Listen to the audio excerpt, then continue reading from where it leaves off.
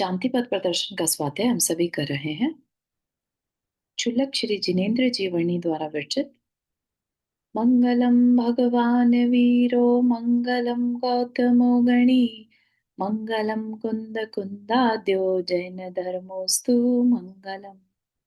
नमो अरिहंताणम नमो सिद्धाणम नमो आयर्याणम नमो उवज्झायाणम नमो लोए सवसाहुणम।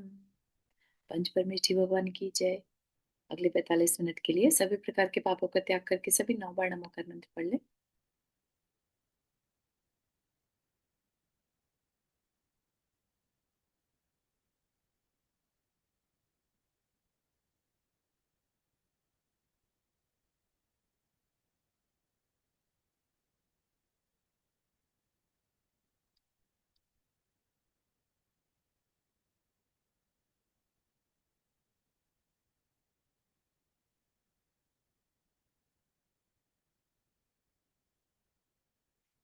चलिए, जो हमारा यहाँ पर आज विषय है, कल जो हम आश्रव देख रहे थे, है ना। आश्रव मतलब क्या? कर्मों का हमारे आत्मा आत्म प्रदेशों के साथ उसमें आना, उस एरिया में आ जाना। ठीक है। उसके बाद बंध से वो चिपक जाते हैं। ठीक। तो आना ही बड़ी बात है। और आते कैसे हैं? कर्म कर्म पार्टिकल्स हमारी तरफ क्यों आते हैं, कैसे आते हैं? तो जैसे ही हम मन वचन काया की कोई भी क्रिया करेंगे, कोई भी मतलब एक थॉट भी अगर हमने किया, तो उस थॉट की, उसके पीछे हमारा भाव क्या था, उसके करने की इंटेंसिटी हमारी क्या थी, कितनी देर तक किया हमने वो थॉट, है ना। तो इन सब चीजों से कर्म के आश्रव पर इफेक्ट पड़ता है। ठीक है। चाहे वो 1 सेकंड के लिए किया हमने, हमें लगता रहे 1 सेकंड के लिए तो आया था, क्या बड़ी बात हो गई, राइट। लेकिन वो 1 सेकंड का थॉट भी हमारे जीवन को बदल सकता है। ठीक है ना। इवन वेस्टर्न फिलोसफर्स जो रहते हैं, अम, वो ये कहते हैं कि कोई भी थॉट अगर 17 सेकंड्स तक रोक लो तो तुम्हारा जीवन बदल सकता है। ठीक है ना। जैन शास्त्र तो कहते हैं कि 1 सेकंड के लिए भी अगर हमने अच्छा थॉट किया, और अगर वो सम्यक दृष्टि जीव है, तो उसकी लाइफ में विद इन अंतर्मुहूर्त, अंतर्मुहूर्त का मतलब क्या है? एक समय से लेकर 48 मिनट तक का समय। तो वो एक समय भी हो सकता है। तो जैसे ही थॉट किया, अच्छा थॉट लेट से, तो उसका रिजल्ट राइट अवे मिल सकता है। ठीक है ना। 17 सेकंड के लिए रुकना तो बहुत देर की बात है। यहाँ पर with in fraction of second भी उसका रिजल्ट मिल सकता है। ठीक। तो अब हम तो हर तरह की मन वचन काया की क्रिया हमारी हर तरह की होती है। तो पिछले सेशन में बता दिया था कि 2 तरह की हो सकती हैं। हम अच्छा भी सोच सकते हैं और हम बुरा भी सोच सकते हैं। ठीक है ना। हम मन से, वचन से और शरीर से, काय से, तीनों से अच्छा या बुरा कर सकते हैं। और मिक्स एंड मैच भी कर सकते हैं। ठीक है ना। हो सकता है मन से तो अच्छा था लेकिन शरीर से बुरा कर दिया, या शरीर से वचन से बुरा कर दिया, राइट। या मन में बुरा था लेकिन शरीर से अच्छा कर रहे हैं। तो ये जो मिक्स एंड मैच कर रहे हैं, तो जितना जितना मिक्सर होगा उतना ही उसके रिजल्ट में डिफरेंस आ जाएगा। अगर तीनों से अच्छा कर रहे हैं तो ज्यादा अच्छा रिजल्ट मिलेगा। अगर एक अच्छा है बाकी दो अच्छे नहीं है, फॉर एग्जाम्पल कई बार लोग क्या करते हैं, मंदिर में पूजा चल रही होती है लेकिन मन कहीं और होता है। ठीक है ना। तो ऐसे में क्या होगा? तो जो शरीर और वचन से हम बोल रहे हैं पूजा, उसका पुण्य तो मिलेगा, लेकिन क्योंकि मन नहीं था अटैच्ड, तो मन से जो बेनिफिट होना था वो नहीं मिलेगा। और हो सकता है अगर हम किसी से उस समय पर बैठकर किसी दूसरे के बारे में बुरा सोच रहे हो या नेगेटिव सोच रहे हो, है ना, तो हो सकता है हमारा उस पूजा को करने का इफेक्ट भी खत्म हो सकता है। ठीक है। तो इतना मैटर करता है ये सब बातें, जिसका कि हमें ध्यान नहीं रहता कि ये मन वचन काय तीनों से कर्म बंध सकता है। ठीक। तो अब आज हम देखते हैं पुण्य आश्रव। पुण्य का आश्रव यानी पुण्य सबको मालूम है क्या होता है पुण्य। पुण्य की अगर हम टेक्निकल परिभाषा देखें तो आत्मा में आदर का होना पुण्य है।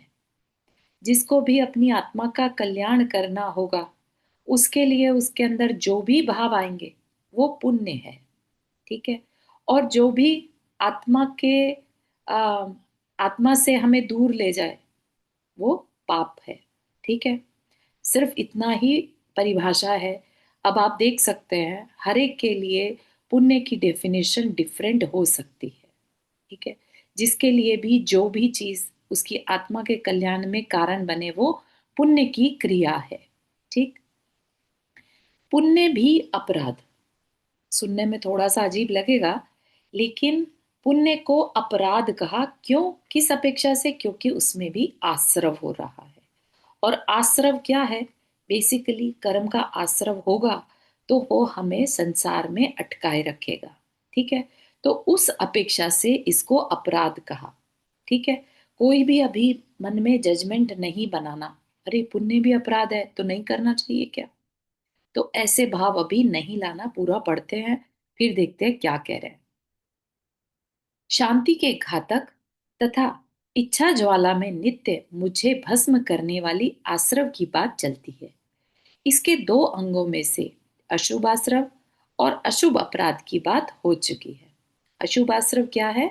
जो भी हम अपने इष्ट को पाना और अनिष्ट को दूर करने के लिए यानी राग और द्वेष की क्रियाएं करते रहते हैं वो क्या है अशुभ आश्रव। ठीक। यानी स्पेशली उसमें विषय भोग को ले लेना। ठीक है ना। इष्ट हमारे लिए गुरु भी हो सकते हैं और हम उन गुरु के दर्शन करने के लिए या उन गुरु के समीप बैठने के लिए उनकी बातें सुनने के लिए अगर हम कुछ क्रिया करते हैं तो क्या वह भी अपराध है। ठीक है ना। तो ऐसे सवाल आ सकते हैं तो उनका आज आंसर हमें मिलेगा। क्या कह रहे हैं।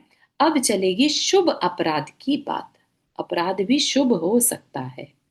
इस प्रकरण को प्रारंभ करने से पहले यह बात यहाँ बता देनी आवश्यक है कि इस प्रकरण में धर्म कर्म संबंधी पुण्य रूप क्रियाओं का निषेध करने में आएगा। ठीक है। उसके लिए भी जल्दबाजी नहीं करना कि अच्छा फिर छोड़ो कल से धर्म कर्म करना ही नहीं क्योंकि ये तो मना कर दिया। जबकि ऐसी बात नहीं कह रहे हैं। बात को कहीं से तो स्टार्ट करना था ना। तो इसलिए कहा कि ऐसा लगेगा कि उसका निषेध किया जा रहा है। उसका अभिप्राय ठीक ठीक ग्रहण करना अन्यथा अन्य अर्थ लगाने पर महान अर्थ हो जाएगा। पुण्य क्रियाओं के निषेध का यह अर्थ नहीं है कि उन्हें छोड़कर लौकिक पाप कार्यों में प्रवृत्ति करने लगे। ठीक है। क्या कहना चाह रहे हैं कि हमें कुछ ना कुछ कार्य तो करना है। मन वचन काय से हमें कुछ कार्य करना है। ठीक है। मन वचन और शरीर से किए गए कार्य क्रिया से ही कर्म का आश्रव होता है। ठीक है। अब हम जैसा कर्म करेंगे वैसा आश्रव होगा। हमने अशुभ किया तो अशुभ आश्रव होगा शुभ किया तो शुभ आश्रव होगा। ठीक है। तो अगर हमने किसी वजह से शुभ नहीं किया और हमें कुछ ना कुछ तो करना है तो हम क्या करेंगे। हम अशुभ करेंगे। करेक्ट। अशुभ करेंगे तो अशुभ से अशुभ का आश्रव होगा अशुभ कर्म का पाप कर्म का। तो अब हमें ये देखना है कि क्या हम पाप से बच रहे हैं कि नहीं।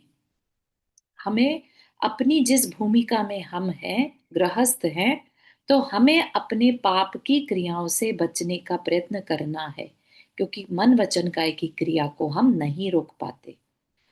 पुण्य का अपराध किनके लिए कहा गया है। जिन्होंने अपने मन वचन काय की क्रिया को साध लिया हो उनके लिए ये अपराध रूप है। ठीक है ना। तो इसको और डिटेल में अभी देखते हैं अपन कि पुण्य क्रियाओं के निषेध का यह अर्थ नहीं कि उन्हें छोड़कर लौकिक पाप कार्यों में प्रवृत्ति करने लगे बल्कि इसका अर्थ यह है कि यद्यपि साधक दशा में अशुभ राग को छोड़ने के लिए शुभ राग का आश्रय कथनचित इष्ट है। ठीक है। हम जिस अवस्था में हैं तो अशुभ से बचने के लिए हमें क्या करना होगा शुभ में लगना होगा। है ना। हम मंदिर गए। ठीक है ना। मंदिर गए तो उतनी देर के लिए हम गृहस्थी के पापों से बच गए, ठीक है ना। किसी गुरु के उपदेश सभा में गए, उतनी देर के लिए संसार के कार्यों से बच गए। संसार के कार्यों में हम क्या करते रहते, है ना, सबको मालूम है। संसार के कार्य में सिवाय अशुभ के हम कुछ नहीं करते। तो ये जो थोड़ी बहुत धार्मिक क्रियाएं हैं, ये हमारे लिए शुभ राग है, ठीक है। तो इनका आश्रय हमारे लिए इष्ट है। लेकिन अगर शुभ राग से भी धीरे धीरे हटते हुए कहां पर मग्न हो जाएं, अपने स्वरूप में, ठीक है।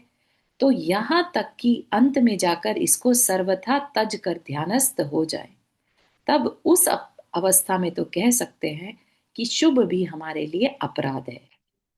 कि हमें तो आत्मा में मग्न होना है, अपने में मग्न होना था, है ना। जहां अपने में मग्न होना था, वहां पर तो भगवान की पूजा भक्ति भी फिर करने की इच्छा अंदर में नहीं रहती, ठीक है। तो अगर हमारी वो स्टेज आ गई है कि हम अपने में मग्न हो गए हैं, अपनी आत्मा में स्थित हो पा रहे हैं, तब यस, उस अपेक्षा से शुभ भी अपराध है। लेकिन क्योंकि हम अभी उस लेवल पर नहीं पहुंचे, तो हमें अशुभ से बचने का प्रयत्न करना है, क्योंकि अशुभ हमें फोर श्योर संसार में भटकाने वाला है। शुभ क्रिया कहीं ना कहीं हमें, हो सकता है आगे चलकर, अभी ना सही, आगे चलकर ऐसे निमित्त दे दे जो हमें संसार से पार लगा दे, ठीक है। इनकी अनिष्टता दिखाने का यही प्रयोजन है कि कहीं इनको ही जीवन का सार मानकर तू इन ही में उलझकर न रह जाए, अर्थात पुण्य में रस लेने में न लग जाए। तो ये जो बात कही जा रही है, पुण्य भी अपराध, वो किनके लिए है? जो आगे बढ़ सकते थे लेकिन बढ़ना नहीं चाहते, ठीक है ना। अपने में शांत हो सकते थे, ध्यान लगा सकते थे, लेकिन हर समय पूजा में ही मजा आने लगा, हर समय गुरु भक्ति करने में ही मजा आने लगा, ठीक है ना। और अपनी आत्मा का ध्यान ही नहीं है, तो बाहर में दृष्टि रखे रहने से कल्याण नहीं होने वाला, अंदर में तो आना ही होगा, ठीक है। तो ऐसा ना हो कि कहीं इन धार्मिक क्रियाओं में ही रस आने लग जाए और हम फिर अपना कल्याण कर ही ना पाए। उस अपेक्षा से कहा पुण्य भी अपराध, ठीक है। अगर ऐसा हो गया, लेट से हमें पुण्य में ही मजा आने लगा, ठीक है ना। तो कभी कभी ऐसा भी होता है कि हमारे को ये रियलाइज नहीं होता कि कब हम बहुत धार्मिक के टैग के साथ, अरे ये पर्सन तो बहुत धार्मिक है, ये रियलाइज नहीं होता कि कहीं हमारे अंदर अहंकार तो नहीं आ गया, हमें ये कहलवाना, ये रिस्पेक्ट अच्छी तो नहीं लगने लगी कि चलो इसी बहाने सही लोग हमें मान तो रहे हैं, है ना। तो उससे क्या होगा, वो अहंकार जो है कसाय का रूप है, और वो हमारा पतन अवश्य करवाएगी, ठीक है ना। तो अगर ऐसा हो गया तो पतन अवश्यम भावी है। तो वर्तमान की अल्प स्थिति में हेय बुद्धि पूर्वक अपने प्रयोजन की किंचित सिद्धि करने के लिए इन शुभ धार्मिक क्रियाओं का आश्रय लेना आवश्यक है। यह बात आगे के प्रकरण में स्पष्ट बताई जाएगी। आगे के प्रकरण में तो इवन हमें मंदिर क्यों जाना, क्या करना, क्या क्रिया करना, द्रव्य क्यों चढ़ाना, चढ़ाना भी तो कौन सी द्रव्य चढ़ाना, किस उस द्रव्य का पर्पस क्या है ना, वो सारी बातें बताई जाएंगी। तो जब हमें उनका साइंटिफिक रीजन पता चलेगा, तब हमारा मन और ज्यादा उन क्रियाओं को करने में साफ साफ लगने लगेगा, ठीक है ना। हम इसलिए फिर धार्मिक क्रिया नहीं करेंगे कि अरे हमारे तो बाप दादा ने किया इसलिए हम कर रहे हैं, हमें नहीं मालूम क्यों करते हैं, हम तो सोच रहे थे उन्होंने किया तो हम भी कर रहे हैं।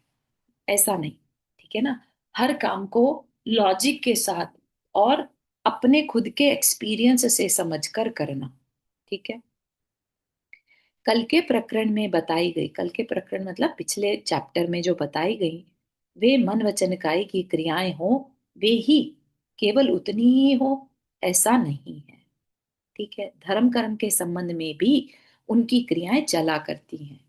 क्या बताया था पिछले चैप्टर में कि हमें राग होता है, हमें कानों से अच्छी अपनी तारीफ सुनने को मजा आता है, नाक से कुछ अच्छी खुशबू सूंघने का मन करता है, जिह्वा से हमें कुछ अच्छे व्यंजन खाने का मन करता है ना, आंखों से सुंदर रूप देखने का या सुंदर स्थान देखने का मन करता है, या चलचित्र सिनेमा आदि देखने का मन करता है। राइट। तो ये जो मन वचन काय की क्रिया हो रही है, उसकी चर्चा की गई थी, जिसमें कि हम पाप का आश्रव करते हैं। क्यों? क्योंकि वो सब कुछ जो है वो शरीर संबंधी है, इंद्रिय संबंधी है। ठीक है। अब भले ही वो शरीर संबंधी है, लेकिन इसी शरीर से हम धर्म कर्म के संबंध में भी क्रिया कर सकते हैं। उन क्रियाओं का आधार भी किसी विशेष जाति की इच्छाएं ही है। ठीक है। हमारा मन किया आज भगवान के दर्शन खूब आराम से करेंगे, जल्दीबाजी में नहीं करेंगे। रोज रोज तो जल्दी जल्दी जाकर कराते हैं। आज मन कर रहा है कि अच्छे से बैठ कर तल्लीनता से लंबी पूजा करेंगे। ठीक है ना। ये क्या है? ये भी तो इच्छा ही है। लेकिन क्या कहा? ये विशेष जाति की इच्छा है। ठीक है।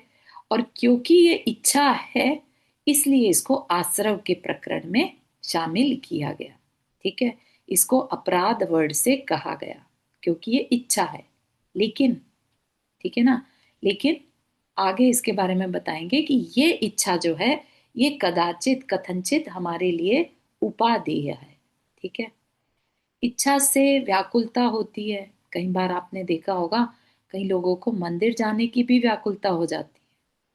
ठीक है ना, कि अरे हम सही समय पर नहीं पहुंचे तो घर के काम भी करना है और मंदिर भी जाना है। और अगर कोई फैमिली मेंबर पीछे से कोई काम बता दे और आपको फिर भी जाने का मन हो और ना जाने को मिले, तो व्याकुलता।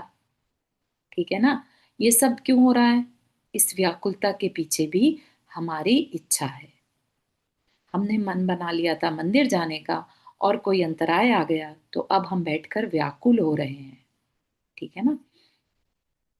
धर्म कर्म संबंधी वे क्रियाएं मन के द्वारा, वचन के द्वारा या काय के द्वारा सच्चे देव की पूजा व भक्ति के रूप में, अथवा शांत मूर्ति वीतरागी गुरु की उपासना के रूप में, अथवा शांति पथ प्रदर्शक प्रवचन के अध्ययन मनन के रूप में, अहिंसा सत्य अचौर्य ब्रह्मचर्य व परिग्रह त्याग आदि व्रतों के रूप में, प्राणियों पर दया के रूप में। अब यहाँ पर बता रहे हैं कि किस किस तरीके से शुभ क्रिया की जा सकती है। ठीक है। कैसे कैसे करी जा सकती है? सच्चे देव की पूजा व भक्ति के रूप में। जब हम जाकर भगवान की पूजा भक्ति करते हैं, उनके दर्शन करते हैं, तो वो क्या है? वो धार्मिक क्रिया है और शुभ क्रिया में ली जाती है ना। कोई कह सकता है अरे हमें तो नहीं पता था ये शुभ क्रिया होती है, जिसमें शुभ का आश्रव होता है। ये बात भी हमें पता होनी चाहिए कि किन क्रियाओं से शुभ का आश्रव होता है और किन क्रियाओं में अशुभ का आश्रव होता है।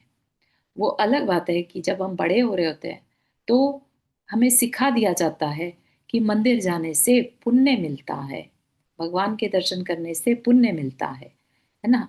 तो कहीं ना कहीं हमें वो बात पता रहती है कि दर्शन करेंगे तो पुण्य मिलेगा। ठीक है ना। हाँ नंदा जी, आपने हाथ रेस किया। हाँ चारू जी, कभी कभी ऐसा भी होता है कि हम मंदिर जाते हैं जितना भी हमारा समय है। तो एक जो मतलब तरीका है पूजा करने का कि भाई आप जाइए पहले जो हमारे वो हैं मतलब मूल नायक उनके आगे अपना प्रेयर करिए या स्तुति पढ़िए, फिर 3 परिक्रमा लगाइए, फिर अपनी पूजा करिए।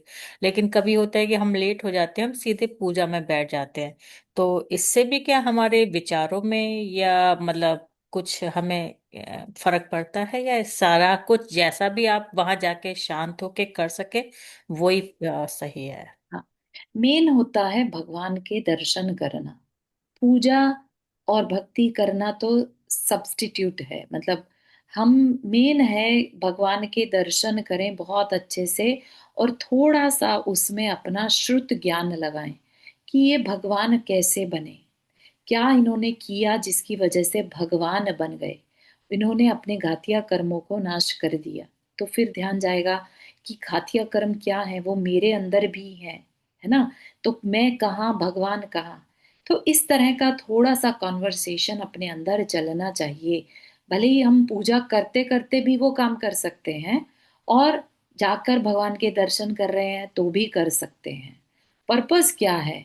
मंदिर जाने का रियल पर्पस है अपने स्वयं की आत्मा के दर्शन करना, जो कि हमें जिन स्वरूप में दिखाई देते हैं। ठीक है। इसलिए जिन प्रतिबिंब से सम्यक दर्शन हो सकता है कि वो हमें हमारी पहचान कराने में सहायक होते हैं। ठीक है।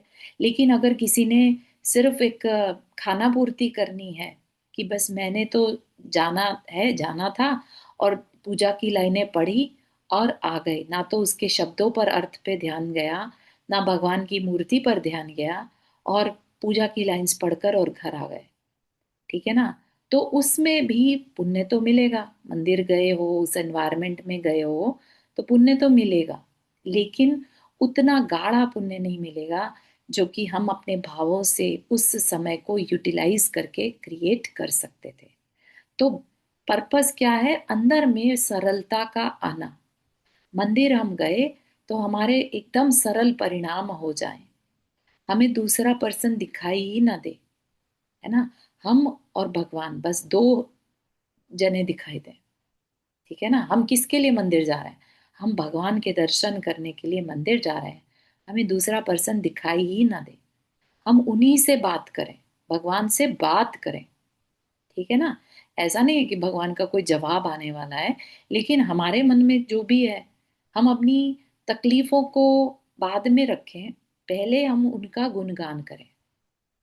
ठीक है ना, क्योंकि जैसा भगवान है वो ही हम हैं, तो हम अपनी ही आत्मा का एक तरह से री करते हैं। तो एक बहुत ही साइंटिफिक प्रोसेस है, ये आगे चलकर बहुत डिटेल में बताया जाएगा। ठीक है। नहीं, आपने जो भी कहा बिल्कुल सही कहा कि जब हम शांति में जाएंगे तो यही करेंगे। लेकिन कभी कभी होता है ना, जैसे आप मंदिर गए और मंदिर में कुछ मतलब होता है प्रोसेस कि पहले ये होगा फिर ये होगा, तो कि कहीं ये चीज हमारी मिस ना हो। चलिए सपोज विधान होने वाला है, हाँ हाँ। तो कहीं हम विधान मतलब एक होता है कि चलिए हम पूरा विधान कर पाए, पूरा करेक्ट। विधान समझ पाए। तो उस पर्पज से अगर हमारे जो शुरू की जो स्टेप्स होते हैं वो मिस हो गए, हम्म। तो मतलब वो ठीक है कि आपका विधान पूरा हाँ हो गया वर्सेस कि आपने परिक्रमा बाद में लगा लिए या हाँ, इट पहले is totally fine. Totally fine कि हम, बस ये है कि यहाँ जाकर बैठ गए तो ठीक है, अदरवाइज जाकर सबसे पहले भगवान के दर्शन कर सकते हैं। ठीक है, ठीक। ठीक है ना। Thank you. और कोई भी पूजा है तो पहले गंधोदक लिया जाता है, उसके बाद ही बैठना है पूजा में।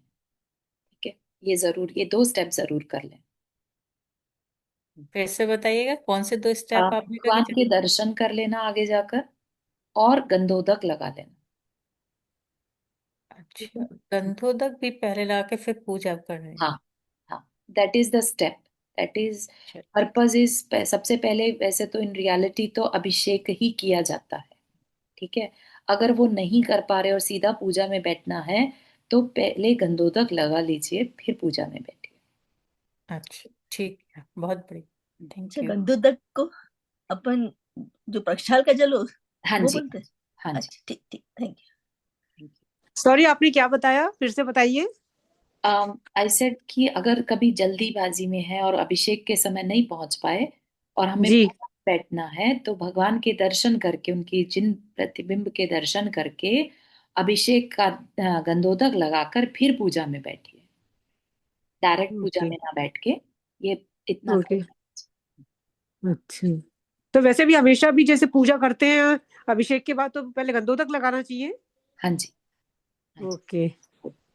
बिल्कुल, क्योंकि हम स्त्रियां तो वैसे भी कर नहीं सकते ना, हाँ हाँ हाँ। गंधोदक लगाना बहुत हाँ, जरूरी। नहीं, अच्छा, मैंने इस बात का कभी ध्यान नहीं दिया। मतलब हमारे यहाँ अभिषेक हो जाता है शांति धारा, उसके बाद गंधोदक वहां ला के रख देते हैं टेबल पे। तो जी, मैं सोचती हूँ पहले पूजा शुरू कर दूं, फिर बाद में उठ के लगा लूंगी। ये पूजा से पहले बताया है, पूजा से अच्छा पहले। अच्छा। जी। वो एक ओके। तरह से अभिषेक की अनुमोदना भी होती है। ओ। ठीक है। जी। Okay, thanks.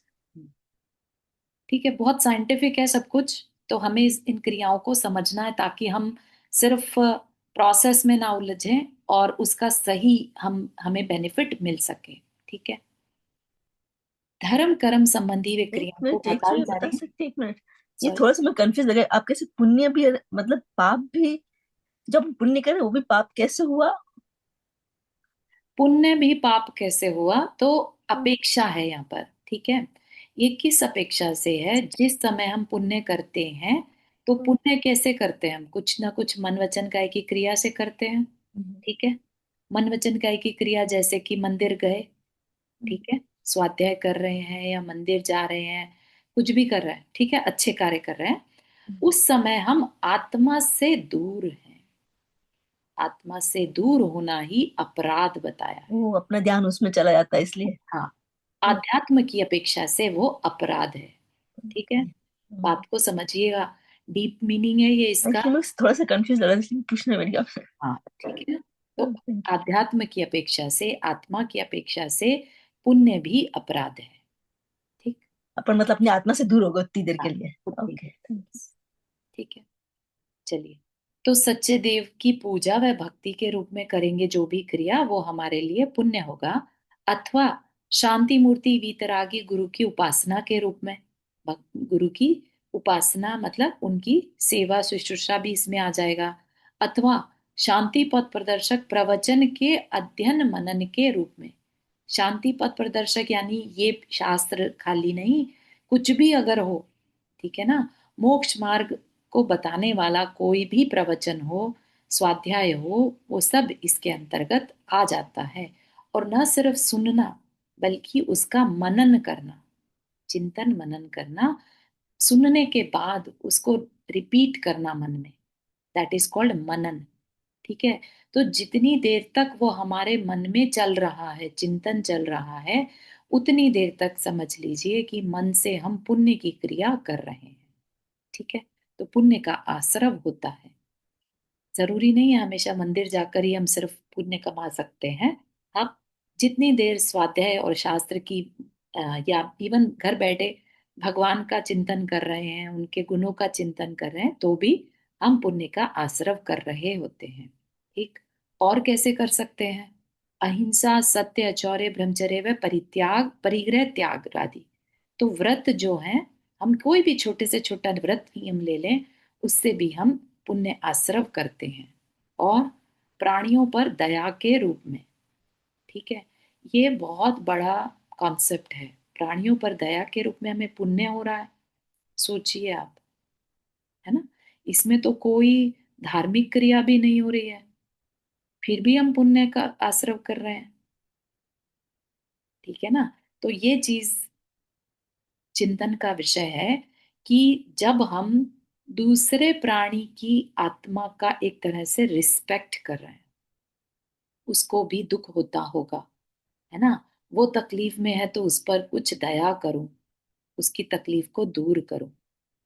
तो ऐसे में हम क्या कर रहे हैं? दूसरे की आत्मा का रिस्पेक्ट कर रहे हैं, उसकी लाइफ का रिस्पेक्ट कर रहे हैं, ठीक है। तो एक तरह से वो हमारा क्या है? आत्मा में, अब हमने मूक माटी में भी पढ़ा था ये, पर की दया करना, स्व को याद करना है, इसलिए स्व पर दया करना है, ठीक है ना। समझ रहे हैं आप कितनी बड़ा अध्यात्म है इसमें? प्राणियों पर दया के रूप में वो हमारी धार्मिक क्रिया कैसे हो जाती है पुण्य का आश्रव, कि जब हम प्राणी पर दया करते हैं, दूसरे पर दया करते हैं, तो वो हमें हमारे आत्म तत्व की याद दिलाता है कि जैसा दुख उसे होता है, ऐसा ही दुख हमारी आत्मा को भी होता है, ठीक है ना। और इतना याद आते ही समझिए कि हमने पुण्य का आश्रव कर लिया, ठीक है। धर्म उपदेश के रूप में, परोपकार के रूप में, सेम कॉन्सेप्ट यहाँ पर लगेगा। देश सेवा के रूप में, देश सेवा के रूप में, देश के प्रति हम अच्छे भाव रखें, तो उससे भी पुण्य का आश्रव है। तो अगर विरोधी हिंसा करनी भी होती है, तो उनको पाप नहीं लगता, सैनिक को पाप नहीं लगता, उनको पुण्य का बंध होता है, ठीक है ना। जो देश के लिए शत्रु से लड़ते हैं, उनके लिए कहा गया, ठीक है ना। साधर्मी जनों पर प्रेम के रूप में, क्योंकि सेम सोच वाले लोग जो हैं, उनका पर आपस में प्रेम का होना। तप जप शील संयम आदि के रूप में।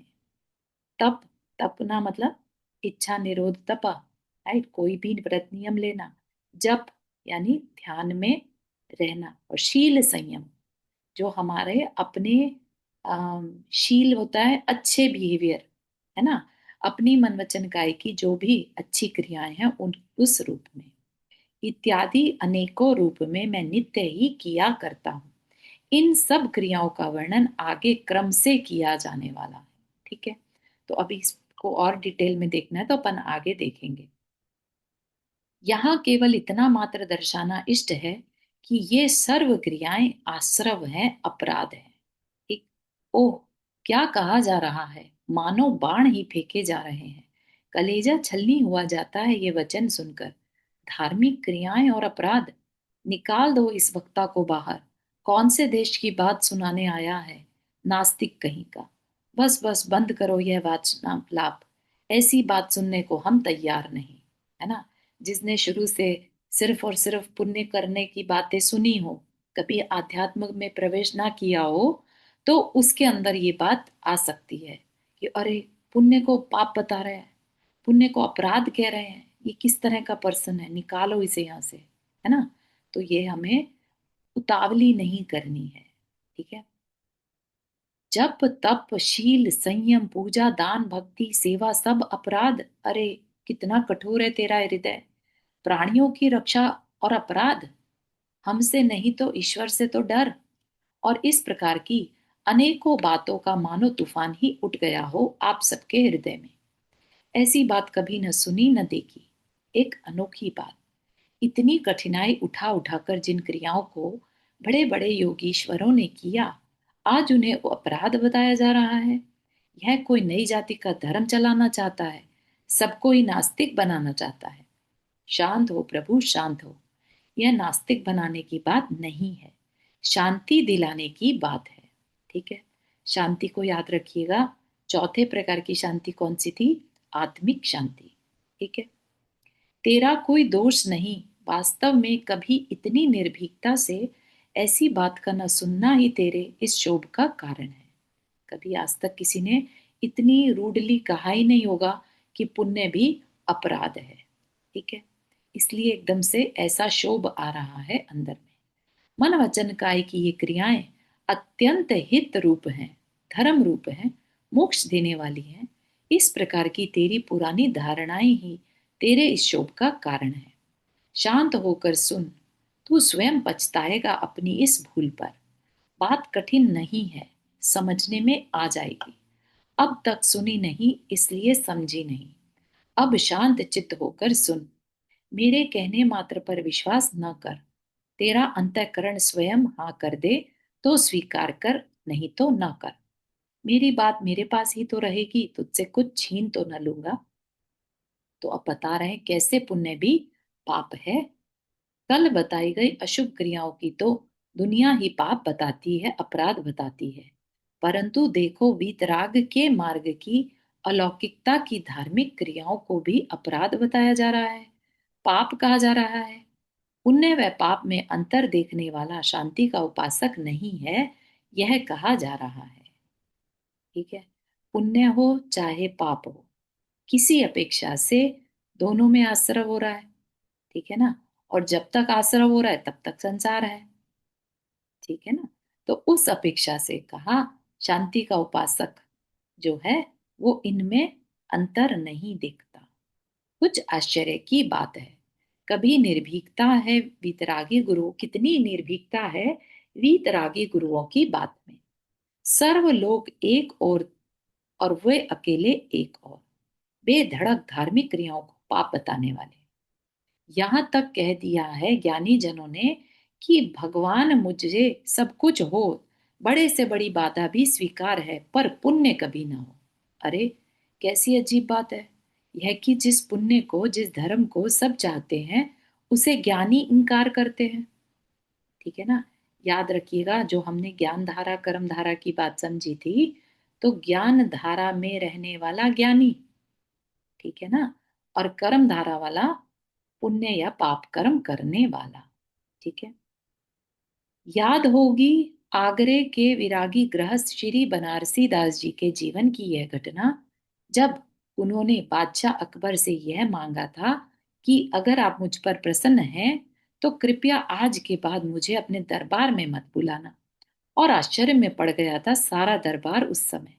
क्या मांगा इसने, पागल हो गया है शायद। जिसकी नजर के लिए आज सारा देश तरसता है, वह व्यक्ति उसके पास बुलाने पर भी आना नहीं चाहता। बस ऐसी ही अटपटी बात है ज्ञानियों की। ठीक है ना। वो क्यों नहीं आना चाहते थे दरबार में? क्योंकि वो अपना समय अपने साथ बिताना चाहते थे, अपने वीतरागता के साथ। है ना। उन्हें कोई मतलब नहीं था कि कोई बादशाह अकबर है या कुछ और है। ठीक है ना। सामान्य मनुष्य को यह रहस्य समझ में नहीं आ सकता, और वही हालत है आपकी। परंतु घबराइए नहीं, गुरुदेव की शरण में आए हो, अज्ञानी न रहोगे, इस रहस्य को अवश्य समझ लोगे। क्या?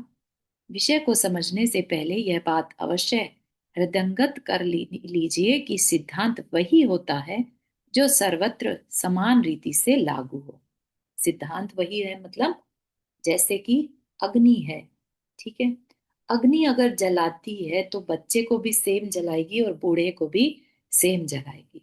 भारत में सेम जलाएगी और अमेरिका में है तो भी सेम जलाएगी। ठीक है। तो सिद्धांत क्या बना कि अग्नि जला सकती है या जलाती है।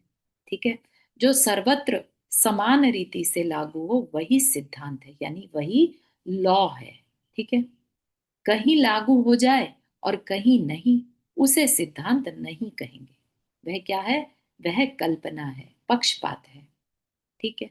वैज्ञानिक मार्ग में पक्षपात को अवकाश नहीं। भले ही पहले की पोशी सर्व धारणाओं का त्याग क्यों न करना पड़े, सत्य सत्य ही रहेगा। ठीक है। अग्नि जलाती है, ये सत्य सत्य ही रहेगा, चाहे वो किसी पर भी अप्लाई कर दो। आपकी कल्पनाओं के अनुकूल हो तो सत्य, नहीं तो असत्य। ऐसा सत्य का लक्षण नहीं है। कोई भी स्वीकार न करे तो भी सत्य तो सत्य ही है। आपकी कल्पनाओं के कारण सत्य न बदलेगा। सत्य के कारण आपको ही धारणाएं बदलनी होंगी। यह तो विचारिए कि यदि आपकी धारणाएं व क्रियाएं सच्ची होती तो आज दुखी क्यों होते। ये बहुत विचारणीय लाइन है कि हम ये कह रहे हैं कि धर्म से सुख है, और अगर ऐसा ही है तो हम सुखी क्यों नहीं है, हम दुखी क्यों हैं। ठीक है ना। हमारी धारणा तो थी कि धर्म सुख देता है और हम तो सुखी है नहीं, तो फिर कुछ तो गड़बड़ है ना। तो कह रहे हैं अधिक नहीं तो कुछ ना कुछ शांति तो अवश्य होती। और प्रारंभ से ही तो यह बताया जा रहा है कि वास्तविक सिद्धांत व रहस्य से अपरिचित तेरी सब धारणाएं भूल के आधार पर टिकी हैं। वहां तो सुनकर शोभ नहीं आया था, यहाँ क्यों आ रहा है? प्रतीत होता है कि अन्य धारणाओं की अपेक्षा इस धारणा की शक्ति सबसे प्रबल है ना। सबसे ज्यादा हम कब झल्लाते हैं? जब हमारे फेथ पर कुछ वार किया जाता है, जब हमारी बिलीफ पर कोई कुछ कह देता है तो हमें सबसे ज्यादा ट्रिगर होता है। इसका क्या मतलब है? कि हमें हमारे बिलीफ सिस्टम पर बहुत बड़ा बड़ा मतलब दृढ़ता है बचपन से, क्योंकि वो संस्कार पड़े हैं। तो बस जैसा चल रहा है वैसा चलना चाहिए। अगर कोई आकर उससे कुछ अलग बात कह दे तो एकदम से हम विचलित हो जाते हैं। ठीक है। इसलिए ही सर्वशक्ति लगाकर इसे हटाने का प्रयत्न किया जा रहा है। यह बात तेरे हित के लिए है, अहित के लिए नहीं। ठीक है। अब उसकी बात बताई जा रही है कैसे। देखिए, पहले तो यह याद कीजिए कि आप क्या प्रयोजन करके लेकर निकले हैं। शांति। अच्छा, तो अब बताइए कि शांति का क्या लक्षण आपने स्वीकार किया। शांति का लक्षण क्या है? शांति किसे कहेंगे? जब हम निर्विकल्प हों, वो स्टेट हमारी शांति की स्टेट है। शांति का भी तो लक्षण पता होना चाहिए ना, नहीं तो हम पहचानेंगे कैसे कि हम शांत है कि नहीं। है ना। जब हम निरअभिलाषता के साथ हों, यानी कोई इच्छा नहीं। ठीक है। निर्विकल्प हों। ठीक। अब आप बताइए कि आप अभिलाषाएं चाहते हैं या उसका निरोध? इच्छाएं फिर करनी चाहिए कि नहीं? है ना। तो कहा कि उसका निरोध। शाबाश। शांति के उपासक के मुंह से इसके अतिरिक्त और निकल भी क्या सकता है? सिद्धांत को तो आप खुद खूब समझे हुए हो, फिर परंतु फिर भी उपरोक्त बाधा क्यों? खैर, धीरे धीरे दूर हो जाएगी। नंदा जी, आपका क्वेश्चन थोड़ी देर में लेते हैं ताकि ये पैराग्राफ पूरा हो जाए। अब यह बताइए कि यदि कुछ इच्छाओं को निकालकर कुछ इच्छाएं बाकी छोड़ दी जाए तो, मतलब कि इच्छाओं से आकुलता होती है, और लेकिन कुछ इच्छाएं तो छोड़ दी और कुछ इच्छाओं को हटा दिया, सारी नहीं हटाई, है ना। कहा कि किसी भी जाति की एक भी इच्छा नहीं रहनी चाहिए, इच्छा से तो व्याकुलता होती ही होती है। तो कह रहे हैं, वाह कितना सुंदर उत्तर। अनेकों पीड़ाएं पहुंचाकर जब थक गए तो अंग्रेजों ने भी यही प्रश्न पूछा था गांधी से कि कुछ स्वतंत्रता ले लो और कुछ हमारे हाथ में रहने दो। उस समय गांधी जी ने क्या कहा था, उत्तर दिया जो आज आपने दिया, पूर्ण स्वतंत्रता। ठीक है ना। चाहे आप स्वर्ण के भी बनकर आए, चाहे मुझे सब कुछ देने को तैयार हो जाए, पर मुझसे आशा न करना कि मैं परमाणु मात्र भी अधिकार तुम्हारे हाथ में रहने दूं। अंग्रेजों से क्या कहा, अंग्रेजों भारत छोड़ो, है ना, पूर्ण स्वतंत्रता।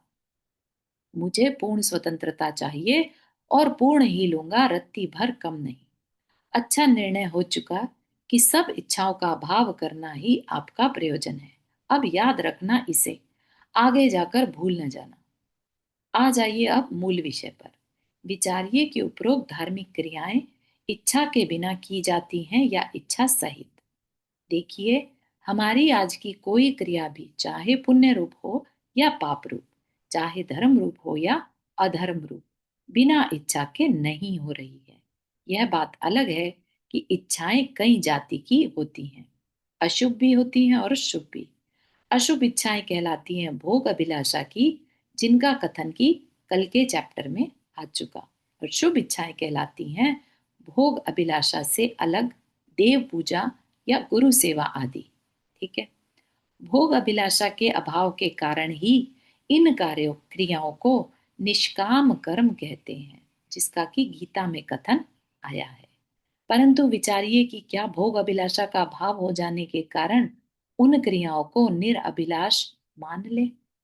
यदि इन धार्मिक क्रियाओं को भी करने की अभिलाषा ना होती तो बताइए उन क्रियाओं में प्रवृत्ति ही कैसे होती।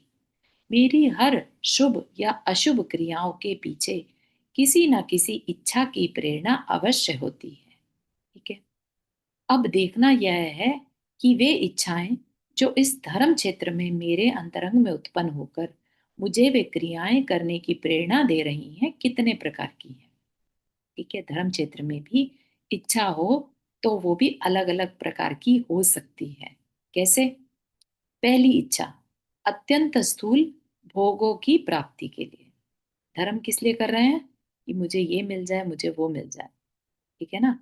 उन क्रियाओं का रूप अंतरंग में कुछ ऐसा होता है कि इन क्रियाओं को करने से मुझे धर्म होगा, और धर्म का फल धन धान्य की प्राप्ति, राज्य संपदा, सुंदर स्त्रियां, आज्ञाकारी पुत्र और सेवक आदि ही तो हैं। इसलिए ये क्रियाएं मुझे इष्ट हैं। अथवा प्रभु मुझ पर प्रसन्न होकर मुझे उपरोक्त संपदा प्रदान कर देंगे, मुकदमा जिता देंगे, परीक्षा में सफल करा देंगे, शत्रु पर विजय करा देंगे इत्यादि। इस प्रकार की इच्छाएं रखकर पूजा करना, छत्र चढ़ाना, बोलत कबूलत करना आदि अनेकों ऐसी स्थूल क्रियाएं होती हैं जिनमें कि उनके अंतरंग की इच्छाएं स्पष्ट प्रकट हो जाती हैं। दूसरी इच्छा, जिसके आधार पर इस भव संबंधी भोगों का तो नहीं परंतु अगले भव संबंधी भोगों का अभिप्राय अंतरंग में छिपा रहता है। या क्या छिपा रहता है? अरे तिर्यंच व नरक गति तो बड़ी दुखदाई है, वहां तो धर्म कर्म भी होना कठिन है। किसी प्रकार देव गति मिल जाए तो अच्छा है, या भोग भूमि मिले तो भी ठीक है। वहां सुख है, सर्व अनुकूल है, कोई चिंता नहीं है, जीवन सुखपूर्वक बीतेगा इत्यादि। इन प्रयोजन की सिद्धि क्योंकि व्रत उपवास पूजा प्रभावना पात्र दान आदि के द्वारा बताई गई है, अतः ये क्रियाएं मुझे इष्ट हैं।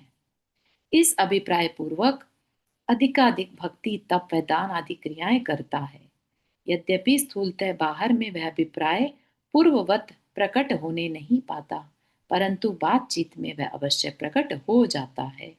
इसलिए यह इच्छा भी स्थूल भोगों संबंधी होती है। ठीक है, तो अभी और भी इच्छाएं हैं तो उनको अपन अगले सेशन में देखेंगे। नंदा जी, आपका क्वेश्चन अभी पूछेंगे? हाँ, उस समय वो जो पैराग्राफ था वहां पे वो था, एक तो इच्छा निराभिलाषता और फिर निर्विकल्पता।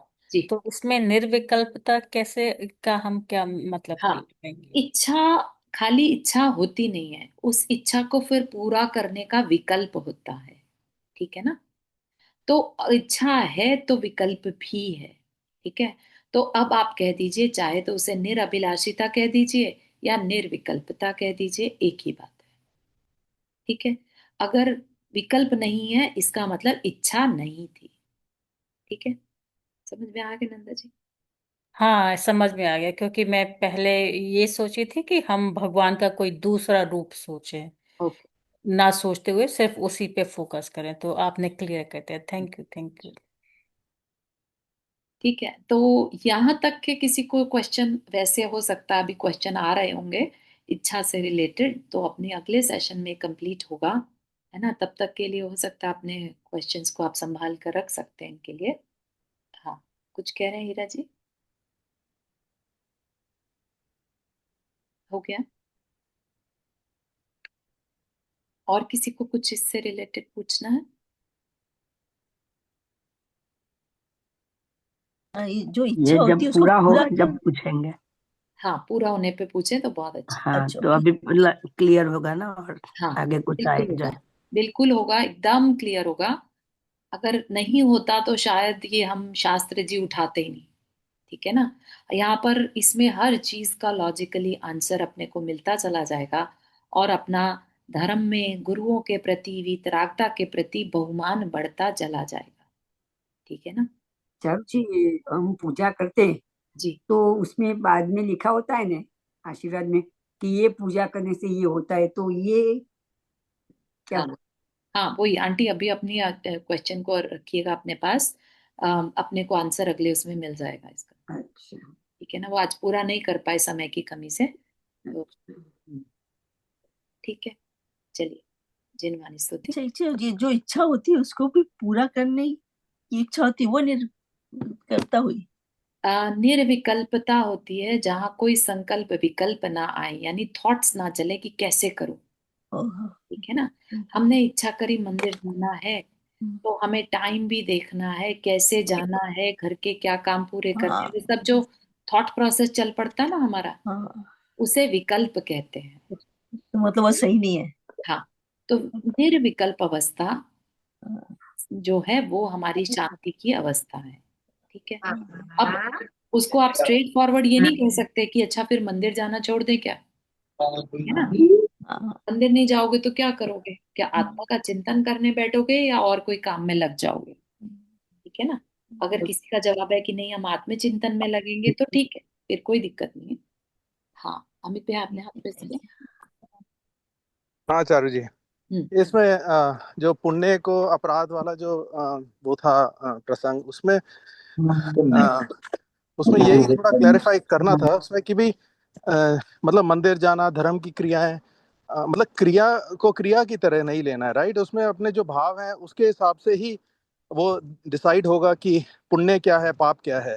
मतलब मंदिर में भी अगर हम राग द्वेष कर रहे हैं तो वो तो एक तरह से पाप का ही बंद होगा, राइट? मतलब अशुभ अशुभ अपराध अपराध जो बोला हम्म। उसमें आएगा, राइट?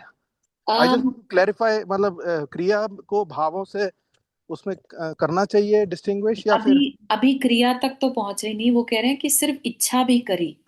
ठीक है, हम्म, अगर हमने मंदिर जाने की इच्छा कर ली तो भी वह अपराध है किसी अपेक्षा से। I am not going to say कि ये अपराध ही है, ये किसी अपेक्षा से अपराध है।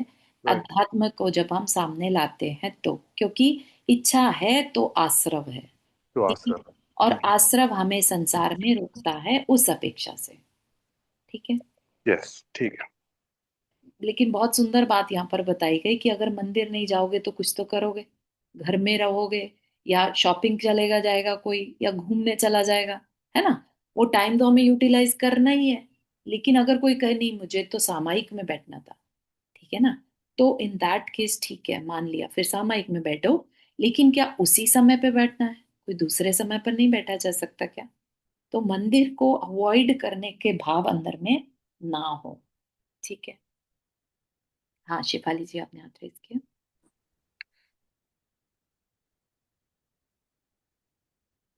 आपकी आवाज नहीं आ जब रही। अरिहंत अब बोलो।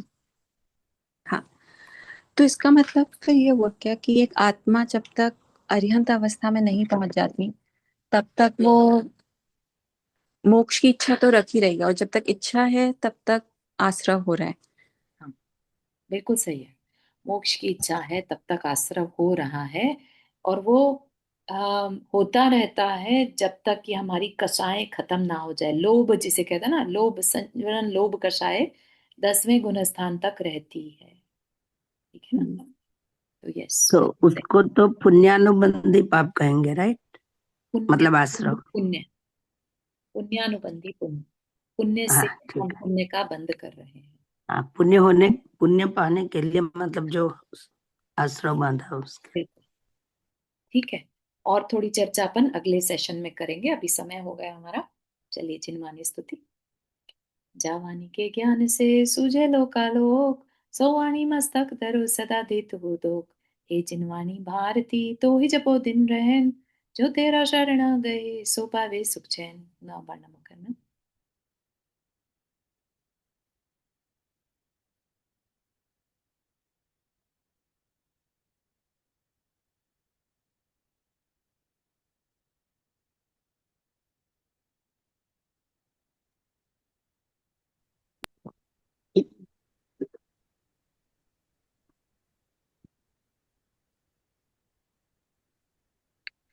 सभी को जय जिनेन्द्र। जय जिनेन्द्र। जय जिनेन्द्र जय सबको। जय जिनेन्द्र, जय थैंक यू। जिनेन्द्र सभी को।